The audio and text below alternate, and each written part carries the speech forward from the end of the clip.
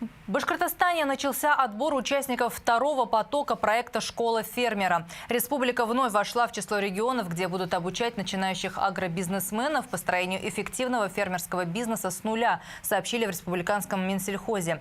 Обучение в школе фермера начнется 24 февраля. Программа подготовлена по востребованным в республике специализациям водоплавающая птица и пчеловодство. Учебный курс состоит из теоретической и практической частей общей продолжительностью 2 календарных месяца.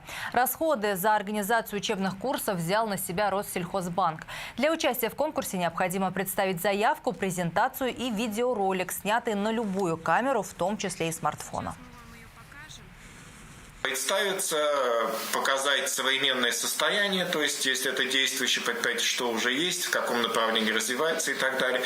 И показать, какое стратегические направления развития планирует данное хозяйство. Увеличивать там число пчелосемей, да, организовывать какую-то автоматизацию процессов.